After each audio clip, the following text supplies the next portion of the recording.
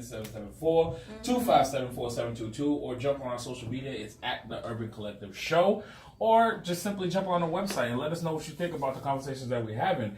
We were talking about the show's theme to this week is about networking. We had the amazing Boston socialite in here, Farrah from Lightwork Events, and we was talking about how she started off, which is an amazing thing. She has an event that we'll be at next Tuesday. Cocktails for a Cause, where we'll be donating coats. It's going to be an amazing time, and the Urban Collective team will be in the building. And ladies, if you're wondering, yes, Barack Obama will be in the building.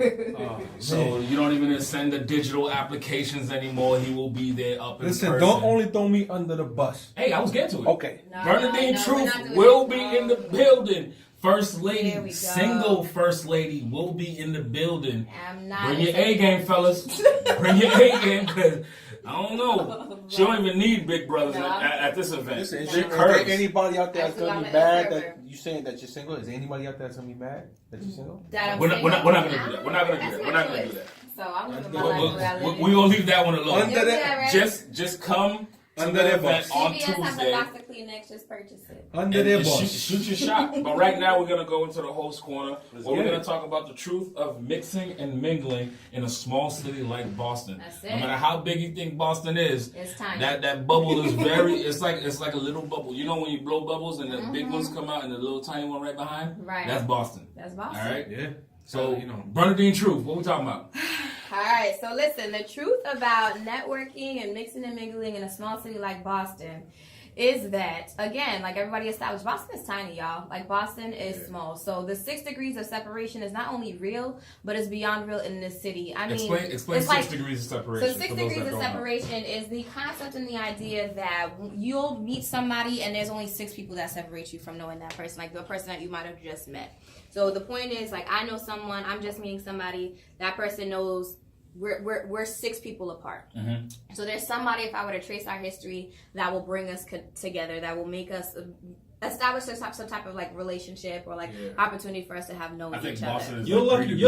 I was gonna say, you're lucky to get a full take 6. 6 divided by 2, because we are definitely a 3 degrees. That's facts. I'm about to say, you're lucky to get a full 6. Like, if you get 6, that means you don't go outside your house. Yo, for real. Because if you go outside your house, I guarantee there's 3 people. Right, but also if you're like very big in the urban community, I think your 6 and your 3 get smaller to maybe 2 or 1. So chances are you just meet somebody. Y'all were probably at the same place last week. Y'all were probably at the same place last month. Peace status, right? Yeah. When I met you, was at the Pink Sunday stuff. Yep. And that's how we cultivated our relationship.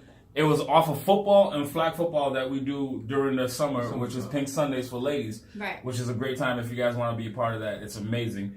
I'm down for next season. And then come to find out, we're building the team. And then somebody suggested, somebody was like, oh, you know him? I was like, nah, I don't know that man, dog. I don't know that.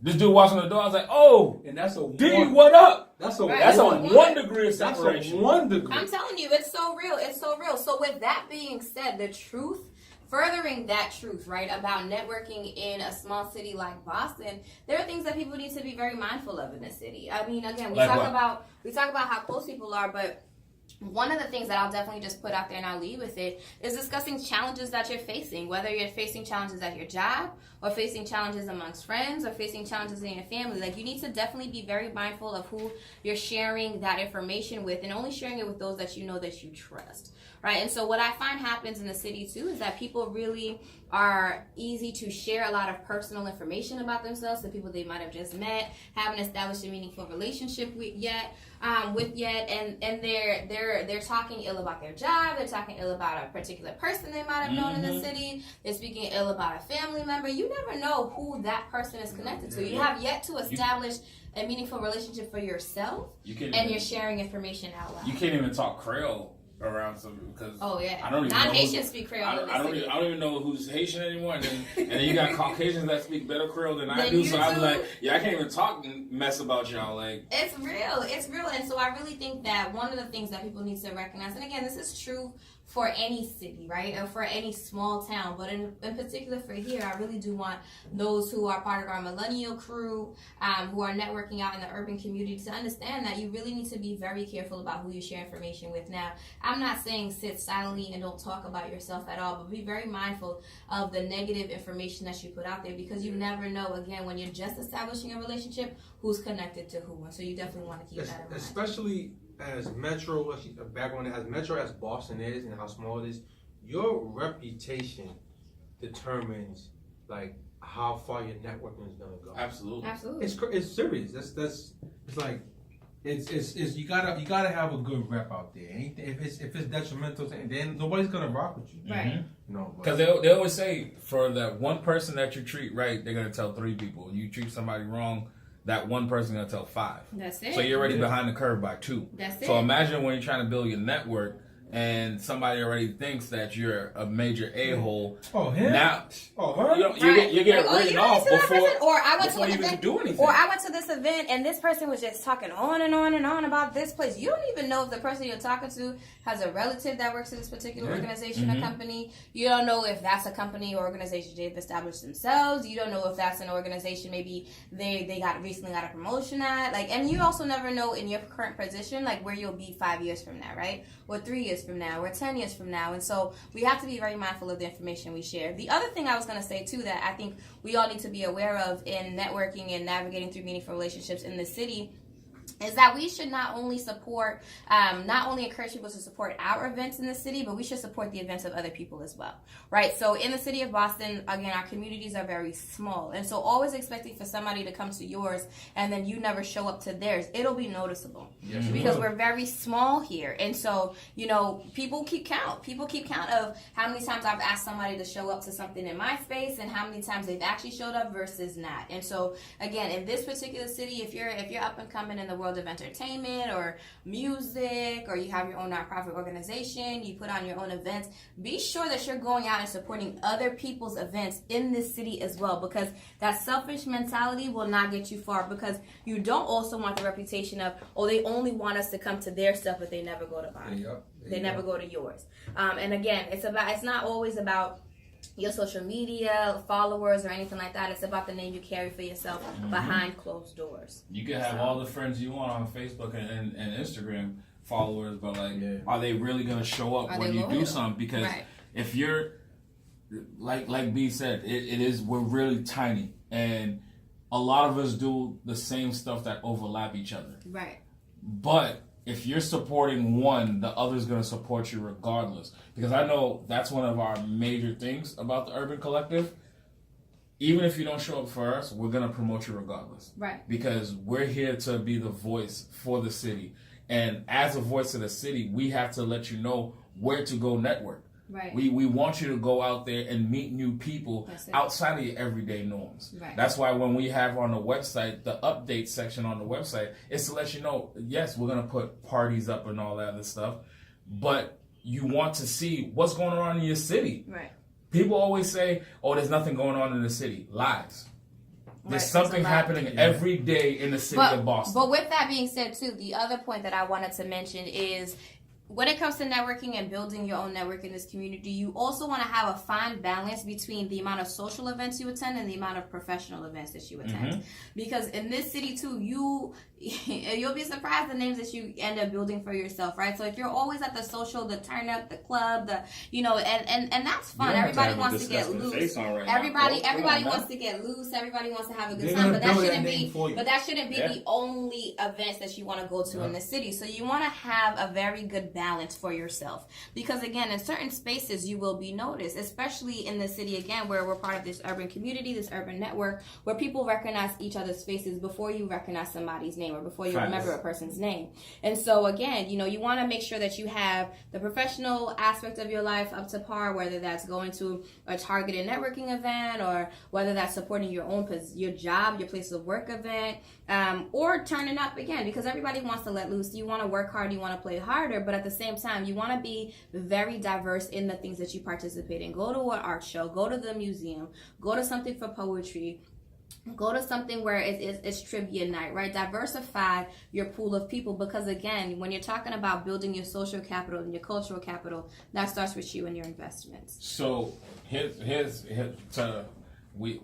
man, I swear we run out of time so fast when we're doing an amazing conversation. Yeah. But here's my thing to somebody like Barack Obama. You don't do a lot of networking events. Yes.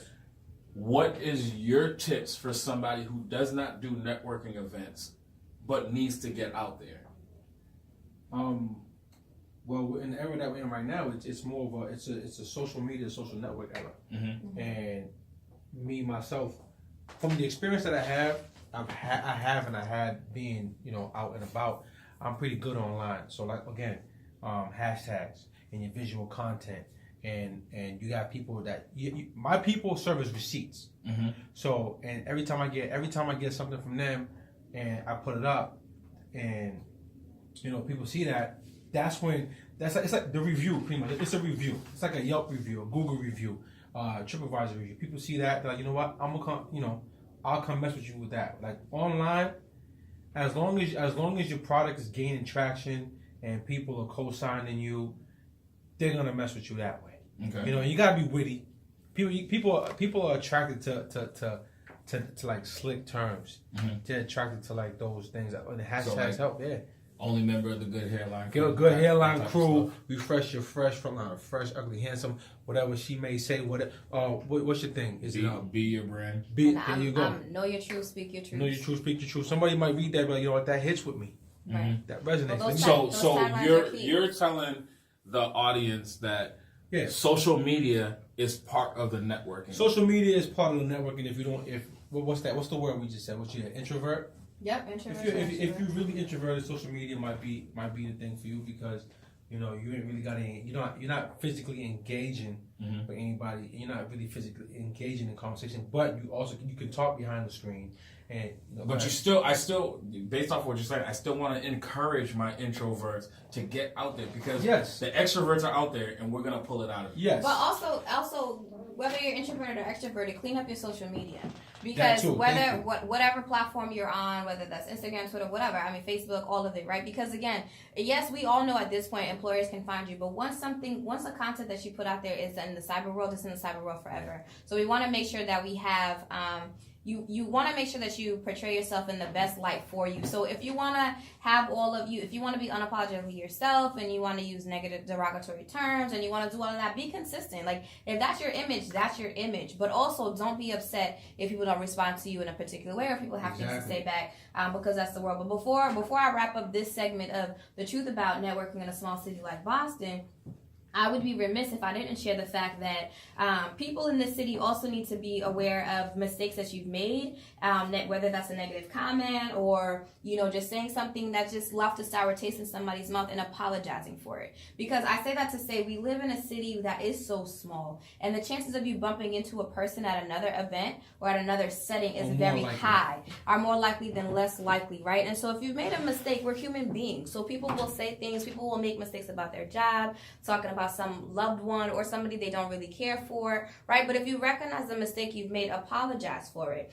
And always be wary of mixing business with pleasure. Because again, we live in such a small space. And so if your motives are to interact with the person for the sole purpose of business, then stay focused. If your purpose is interacting with somebody for the sake of pleasure, then stay focused on that as well. But it does get a little complicated when you mix the two. So you want to be aware of addressing the awkwardness that takes place or that may take place in the interactions. You want to certainly establish boundaries, right, with the people that you make these relationships with, or that you establish these relationships with. Because again, you don't want to be in a position where you're having a great time, you're at a professional networking event or a social networking, like a more social networking event, and all of a sudden it's a tense atmosphere for people. All of a sudden people are giving side eyes. All of a sudden you need to dodge individuals in a space that you should be comfortable with. And truthfully, the last thing, sorry, because I know time is running out, but the last thing that I would really encourage you all to do in this city is follow up on the promises sooner than later that you make to the individuals that you network with.